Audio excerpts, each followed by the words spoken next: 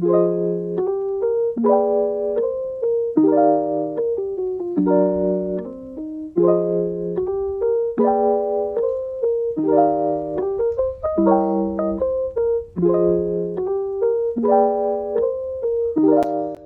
again for another shoe review.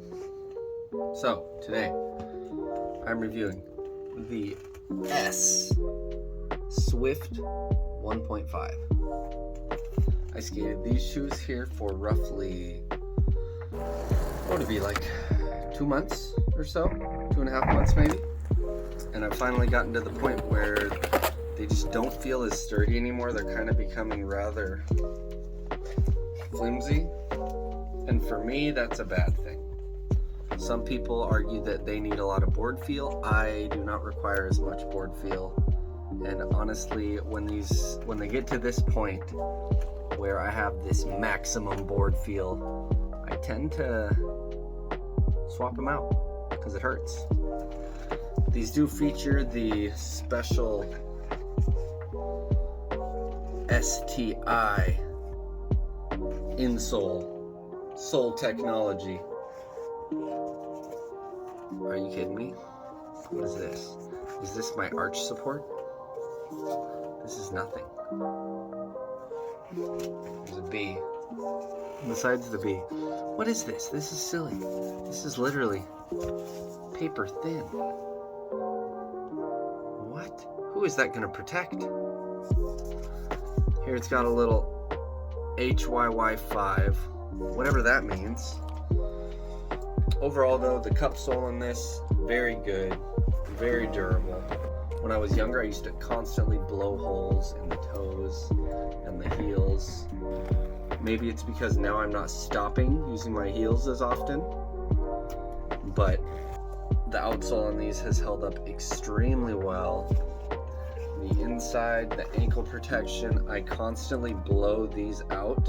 I don't know if it's the way I'm putting my shoes on, kind of slamming my heel in, but these have held up super well on both shoes.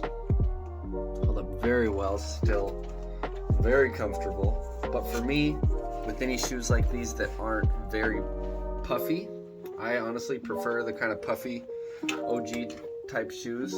So with shoes like these that aren't extremely big and protective, I tend to use insoles. At one point I had 2 different insoles stacked in here on top of the STI foam whatever crap, because I really didn't find that it helped very much. However, some cool things about this shoe.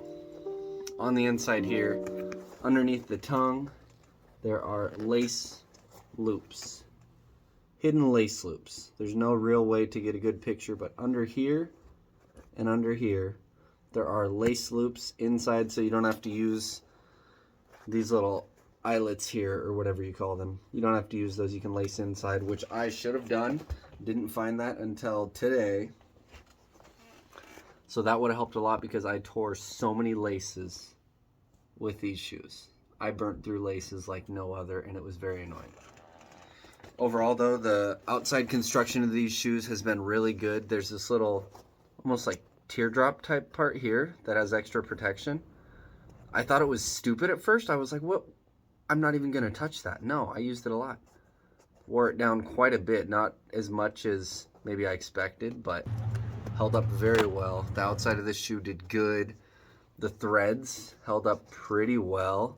These are torn, the thread is gone, but it's still holding together fairly well.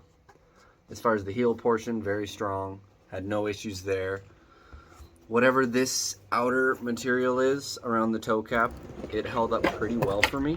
I will always shoe goo my shoes, so I shoe gooed around here. And shoe goo, if you don't know, it is probably like $5-6 for a tube, and it is a lifesaver. It can make your shoes last easily 2-3 times as long. That's the outside though. I've used it on the bottoms of the shoes before for the outsole, and it does work, but it will come off. The shoe goo itself doesn't adhere as well to the rubber from what I've experienced, but you see on the outside, anything that is porous, it will adhere pretty well. This is on there really good. You see this part is loose, but it's still on there very well. It's not coming off. For me, my heel flips, I tend to really use my literal heel when I do heel flips, laser flips, varial heels, whatever. Nollie as well. So that is why I get some crazy wear towards the tops by my ankles. I used to literally cut my ankles when I did heel flip type tricks, so I don't know if over time my foot positioning has changed or what, or if I've like refined the way I do them to save myself, but these do get a little worn up there, so I just tossed some shoe glue up there, and that seemed to help quite a bit.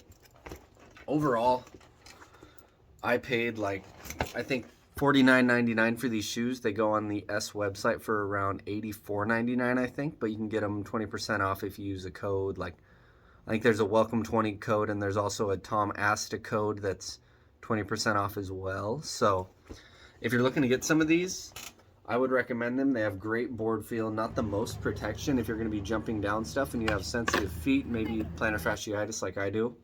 I don't think I'd recommend these without an insole. But overall, just a classic, good-looking shoe. What was once good-looking and then I ruined. But overall, these shoes were fantastic. I loved them. But I've now moved on to the half cabs.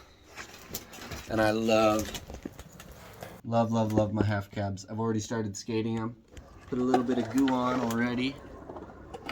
And these feel amazing. The outsole is extremely awesome. That waffle grip, whatever. So good. Love it. So look forward to a review of these someday.